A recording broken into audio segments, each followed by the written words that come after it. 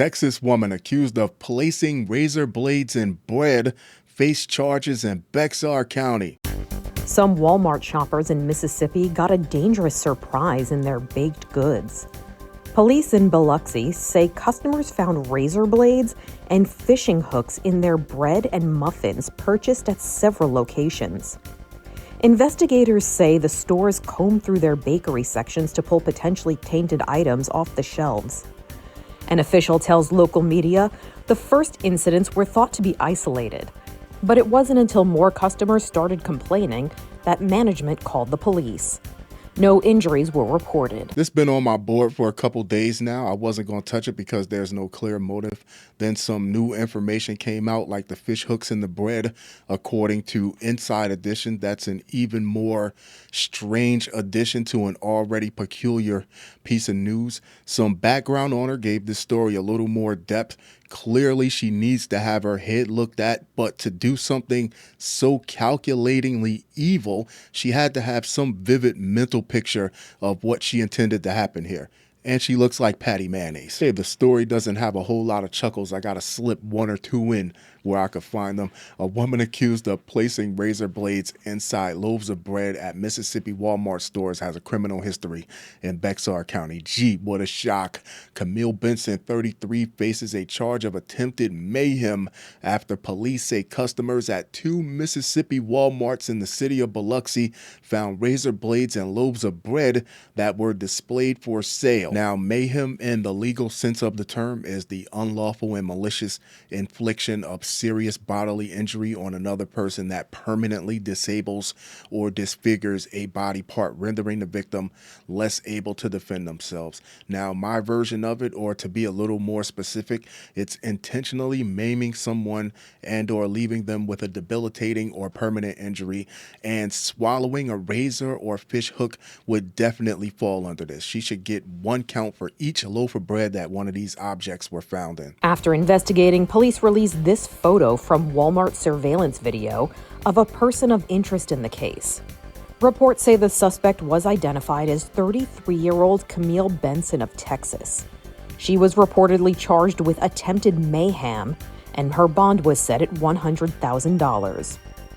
Walmart released a statement to WLOX saying it has removed and inspected all potentially affected products. Texas, it's always Texas.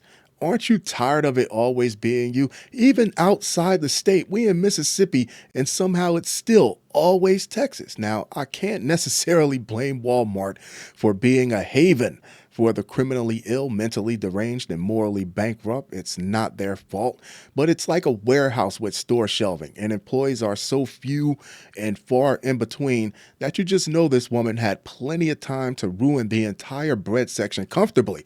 Maybe took razors and fish hooks from another part of the store, then didn't even have to rush because no one's coming. No one's home. My personal opinion, especially for these big box stores, is that a physical presence is especially welcome, and a physical presence is especially needed. That's better prevention than having 1,000 cameras up. Cameras are for prosecution. That's for after the crime has been committed.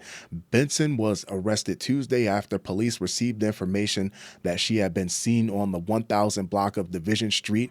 A public information officer with the police department said Benson had a Texas-based address. It's always Texas.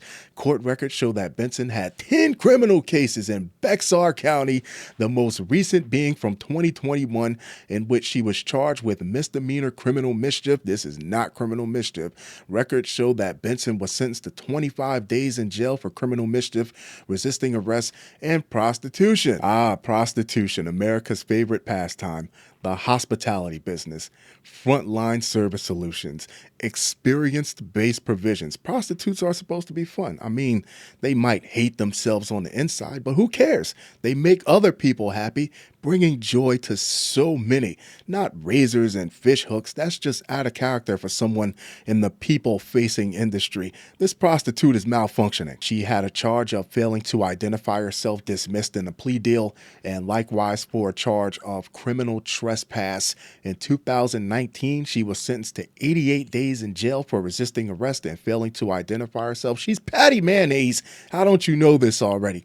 The same year, she was charged with assault bodily injury, though it was dismissed. She gets a lot of cases dismissed. In 2012, Benson had a charge of aggravated assault with a deadly weapon and possession of a controlled substance, dismissed. Clearly, this woman has been escalating for over 10 years. That's why you see her in the camera shot with no mask on, no nothing. She doesn't think that she can face any consequences. She's been dancing between the raindrops thanks to lenient court systems this whole time. She is being held at the Harris County Detention Center with bail set at $100,000. Of course, I love to hear your thoughts on this. I love to hear your opinions on this.